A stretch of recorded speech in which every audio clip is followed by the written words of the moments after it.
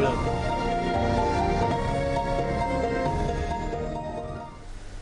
विमा म्हटलं की LIC व LIC चे नाव घेतले की विम्याची आठवण होते। पूर्वी LIC ही एकमेव विमा कंपनी होती, त्यामुळे LICचं शहरी तसेच ग्रामीण भागातील नागरिकांबरोबर अतूट नातं जुळलं आहे। हल्ली अनेक विमा कंपन्या कार्यरत झाल्या असल्या तरी LIC आपलं वर्चस्व टिकवून आहे।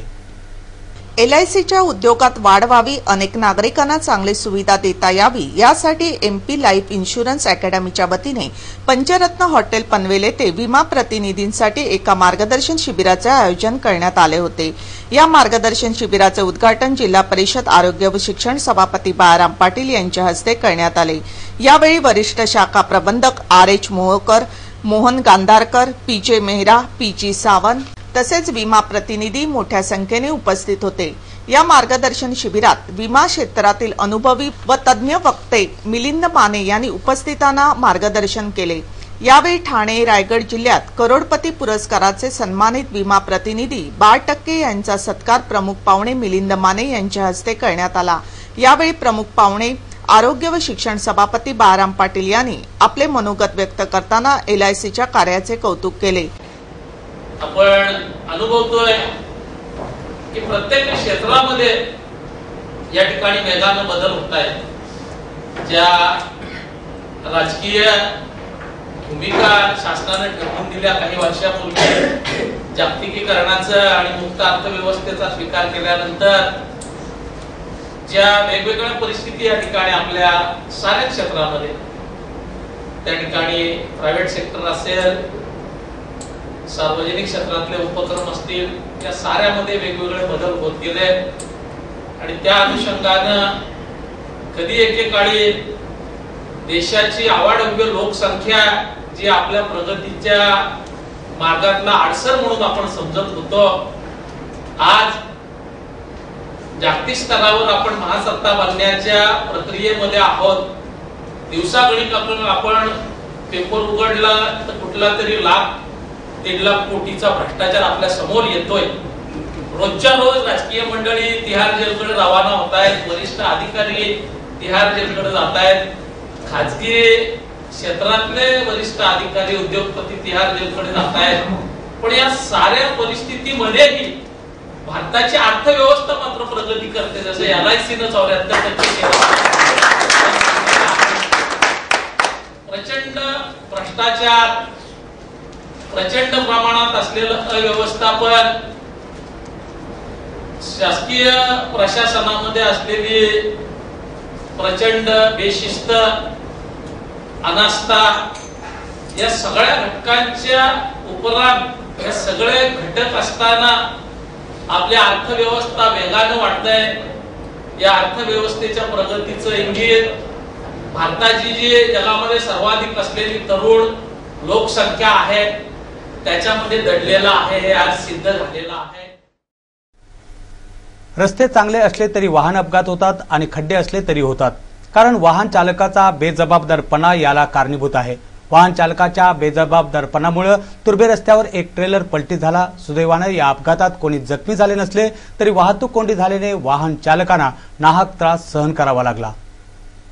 JNPT बंदरातून रसायनाने भरलेला एक कंटेनर घेऊन जाणारा ट्रेलर तुर्भे येथील MIDC कडे जात असताना या मार्गावरील सविता केमिकल्स कंपनीजवळ समोरून येणाऱ्या वाहनाला चुकविताना हा ट्रेलर रस्त्याच्या बाजूला कलंडला आणि इलेक्ट्रिक ट्रान्सफॉर्मरवर जाऊन धडकला।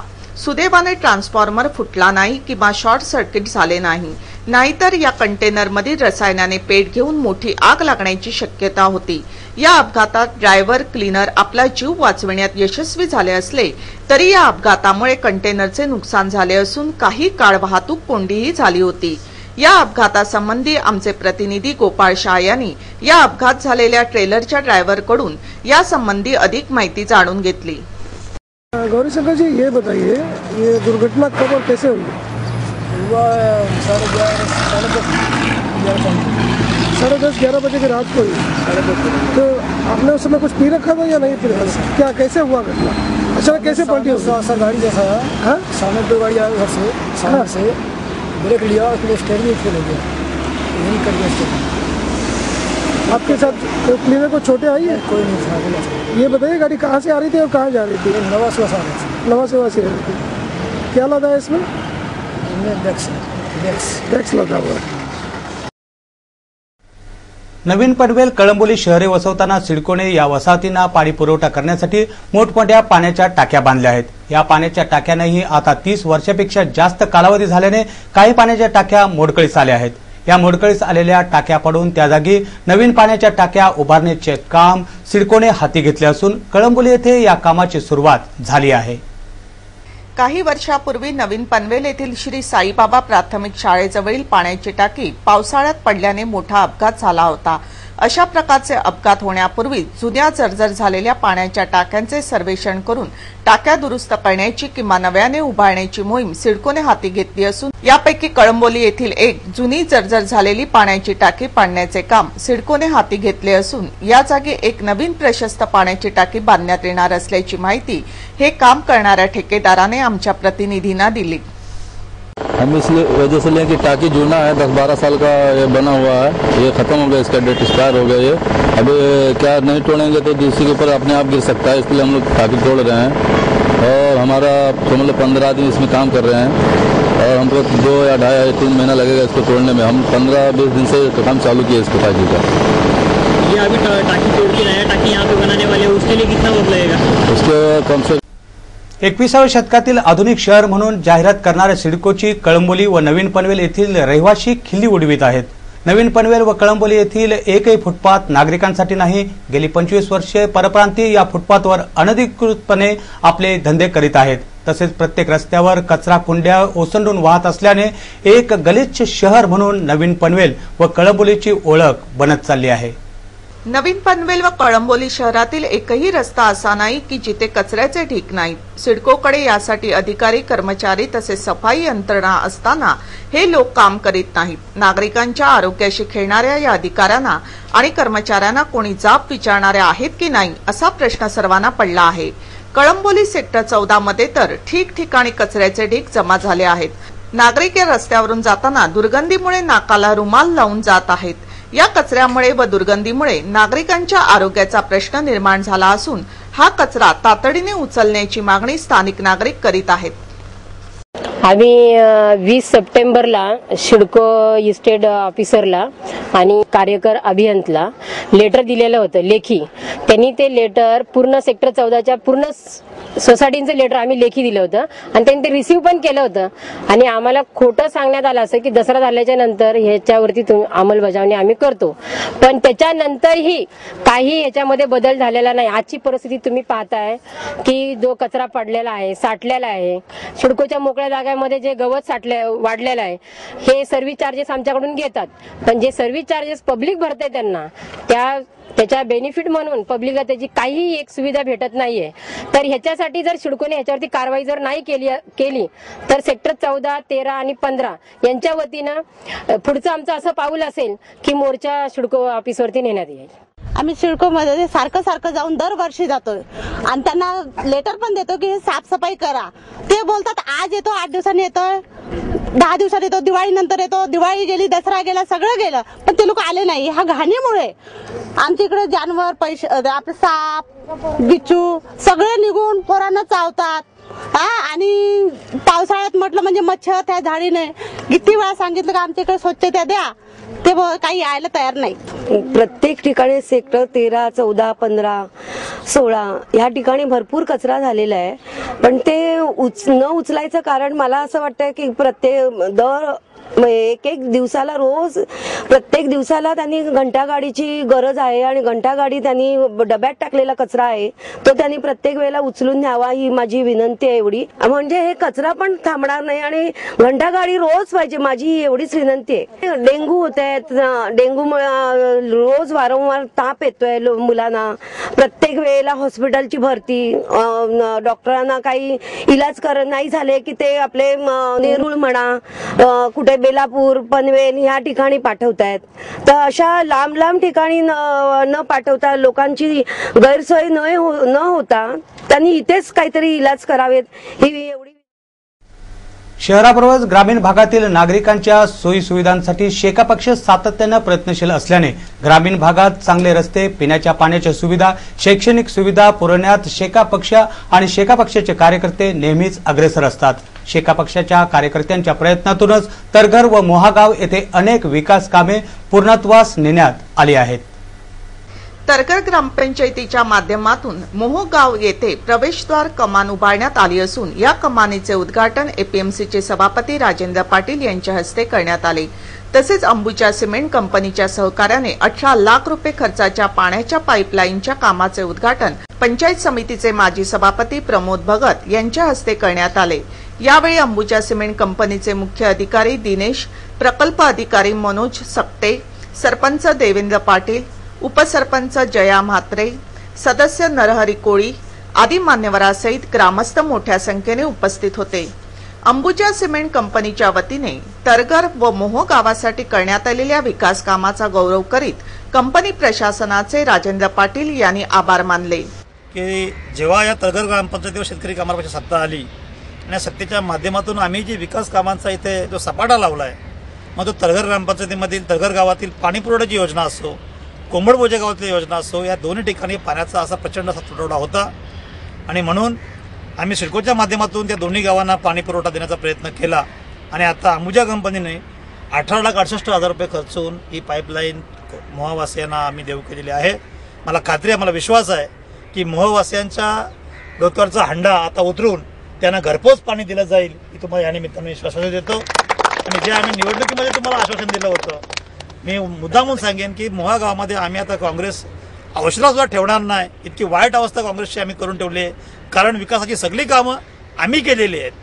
मग तो स्मशानभूमीचं काम असेल, स्मशानभूमीला मला वाटतं 50 वर्ष आज मोहा गावाला स्मशानभूमी दिसली नव्हती, पण तरुण सरपंच आमचे देवेंद्र पाटील यांनी इतका कामाला झपाटा लावला आहे की प्रत्येक गाव असं स्वच्छ आणि सुंदर गाव त्यांनी ठेवण्यामागे चांगला त्यांनी यशस्वी झालेले आहेत।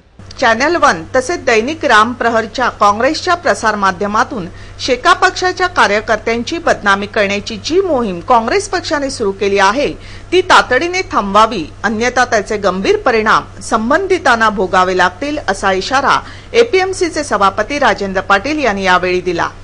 दैनिक रामप्रहर मधून आणि चॅनल 1 मधून ते दोन लोक हे शेतकरी कामगार पक्षाच्या गुंडाने बलात्कार केला अशा प्रकारचे जे पावड्या उठवत आहेत त्या रामशेठ ठाकूरांना मी या निमित्ताने एकच सांगेन की ज्या महिलेवर अत्याचार झालाय, ज्या महिला ज्या अत्याचारित पीडित झालेली आहे त्या महिलेला कुठल्याही प्रकारची मदत न देता, तिचं दुःख हरण न करता केवळ राजकारणापोटी ते लोक शेतकरी कामगार पक्षाचे आहेत अशा प्रकारचे वावड्या उठवणाऱ्या रामशेठ ठाकूरांना मी म्हणेन की त्यातला मधला एक कार्यकर्ता हा काँग्रेस पक्षाचा कार्यकर्ता आहे, सारंग पाटलांच्या भावाचा मुलगा आहे तो आणि सारंग पाटील हे सक्रिय काँग्रेसचे कार्यकर्ते आहेत। याच्यातून बोध घ्यावा, उगाच कुठल्याही प्रकारचं काम न करता नाहक शेतकरी कामगार पक्षाच्या वाटेला जाऊ नका, नाहीतर तुम्हाला माहिती आहे आम्ही आमच्या वाटेला आले तर त्यांना आडवे केल्याशिवाय सोडणार नाही, हे आमचा बाणा आहे आणि असाच ठेवू। या निमित्ताने एकच सांगू इच्छितोय, परत एकदा पुन्हा जोमानं नव्या उत्साहानं नव्या जोमानं आज जे देवेंद्र पाटील यांनी चांगल्या प्रकारे काम केलं आहे, त्यांची आता कारकीर्द पण आता जवळजवळ संपुष्टात आली आहे, त्यांची ही वाखणीजोगी कार्यकर्ते म्हणावं लागेल की त्यांनी ह्या वर्षभराच्या कालावधीमध्ये जवळजवळ 60 ते 70 लाखाचा निधी अंबुजा कंपनीतून विशेषतः सिडकोच्या माध्यमातून चांगल्या प्रकारे त्यांनी सोय केली। येणारा सुद्धा सरपंच हा शेतकरी कामगार पक्षाचा असेल आणि तोही ह्याच तडफेने आमदार विवेकानंद पाटील व शेतकरी कामगार पक्षाच्या कार्यप्रणालीवर विश्वास ठेवून वाशिवली गावातील माजी उपसरपंच शिवाजी शिवले यांच्यासह वाशिवली गावातील काँग्रेस कार्यकर्त्यांनी आमदार विवेकानंद पाटील यांच्या नेतृत्वाखाली शनिवारी शेतकरी कामगार पक्षात जाहीर प्रवेश केला। वाशिवली गावातील माजी उपसरपंच शिवाजी शिवले यांच्यासह गावातील काँग्रेस कार्यकर्त्यांनी आमदार विवेक पाटील यांच्या नेतृत्वाखाली शनिवारी शेका पक्षात जाहीर प्रवेश केला। पनवेल येथील शेकाप मध्यवर्ती कार्यालयात संपन्न झालेल्या या पक्ष प्रवेश कार्यक्रमासाठी आमदार विवेक पाटील, शेका पक्षाचे जिल्हा चिटणीस बाळाराम पाटील, पंचायत समितीचे माजी उपसभापती सुभाष पाटील, झेडपी सदस्य SK नाईक, जगदीश पवार, माजी नगरसेवक वजूबाई सादरानी आदी मान्यवरांसह कार्यकर्ते मोठ्या संख्येने उपस्थित होते। या प्रसंगी बाळाराम व ज्या विश्वासाने या कार्यकर्त्यांनी शेका पक्षामध्ये प्रवेश केला आहे त्या विश्वासाला तडा जाऊ देणार नसल्याची ग्वाही दिली. मान्यवर आज जे शेतकरी कामगार पक्षामध्ये प्रवेश करण्यासाठी या ठिकाणी आलेले आहेत, ज्यांनी शेतकरी कामगार पक्षामध्ये प्रवेश केलेला आहे त्या साऱ्यांचं पक्षाचा जिल्हा चिटणीस या नात्यानं शेतकरी कामगार पक्षामध्ये मनापासून स्वागत करतो. आणि स्वागत करत असताना आमदार विवेक पाटील साहेब यांच्या कार्यप्रणालीवर आकृष्ट होऊन या ठिकाणी शेतकरी कामगार पक्षामध्ये आपण प्रवेश केलेला आहे. आपण ज्या विश्वासानं पक्षामध्ये प्रवेश केलेला आहे तो विश्वास सार्थ ठरवण्याची जबाबदारी आमदार विवेक पाटील साहेब आणि आम्हा सर्व त्यांच्या सहकार्यांवर आलेली आहे. निश्चितपणानं आपला कुठेही अपेक्षा भंग होणार नाही अशा पद्धतीची या ठिकाणी आपल्या साऱ्यांना ट्रीटमेंट मिळेल. आपण ज्या विश्वासानं आलेला आहात तो विश्वास सार्थ ठरवला जाईल असं स्पष्ट अभिवचन या ठिकाणी देतो. मनापासून आपण साऱ्यांचं या ठिकाणी पक्षात स्वागत करतो. या प्रसंगी आमदार विवेक पाटील, शेकाप जिल्हा चिटणीस बाळाराम पाटील, उपसभापती सुभाष पाटील आदी मान्यवरांच्या हस्ते शिवाजी शिवले, रामदास पारेंगे, अंकुश जाधव, संतोष रेवणे, दिलीप शिवले, योगेश ठोंबरे आदींचा सत्कार करण्यात आला. शेतकरी कामगार पक्षाचा, शेतकरी कामगार पक्षाचा लाल झेंडे की जय, लाल बावटे की जय. शेतकरी कामगार पक्षाचा, शेतकरी कामगार पक्षाचा लाल बावटे की जय, लाल झेंडे की जय. शेतकरी कामगार पक्षाचा, शेतकरी कामगार पक्षाचा. पनवेल शहरातील प्रादेशिक परिवहन कार्यालयाला 1 वर्ष पूर्ण झाले आहे. या निमित्त पनवेल प्रादेशिक परिवहन कार्यालयाच्या वतीनं रक्तदान शिबिराचे आयोजन शुक्रवारी आरटीओ कार्यालयामध्ये करण्यात आले होते. पनवेल शहरातील प्रादेशिक परिवहन कार्यालयाला 1 वर्ष पूर्ण झाले आहे. या निमित्त पनवेल प्रादेशिक परिवहन कार्यालयाच्या वतीने रक्तदान शिबिराचे आयोजन शुक्रवारी आरटीओ कार्यालयामध्ये करण्यात आले होते. कळंबोली आरटीओ कार्यालय येथे आयोजित या रक्तदान शिबिराचे उद्घाटन पनवेल प्रादेशिक परिवहन अधिकारी शरद जिचकर यांच्या हस्ते करण्यात आले. या रक्तदान शिबिरात पनवेल उरणच्या वाहन चालकांनी व आरटीओच्या कर्मचाऱ्यांनी मोठ्या संख्येने सहभाग घेऊन रक्तदान केले. या रक्तदान शिबिरामध्ये पद्मश्री डॉक्टर DY पाटील हॉस्पिटलच्या नर्सेस व डॉक्टरांनी रक्त संकलनाचे काम पाहिले. समाजामध्ये रक्तदानाविषयी जनजागृती करण्याच्या हेतूने आरटीओच्या वतीने रक्तदान शिबिर आयोजित केले असल्याची माहिती पनवेल प्रादेशिक परिवहन अधिकारी शरद जिचकर यांनी दिली. 1 वर्ष झाल्याबद्दल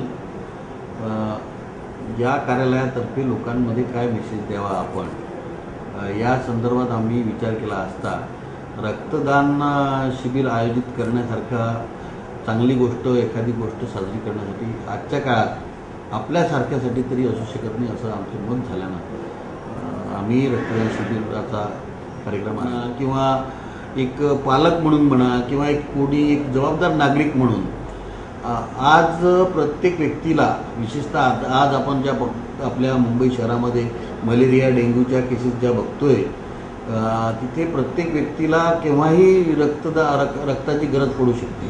कोणत्याही व्यक्तीचा बळी हा रक्ताशिवाय जाऊ शकतो. प्लेटलेटची आपल्याला माझ्या स्वतःच्या मुलावरून मला याची कल्पना आलेली आहे.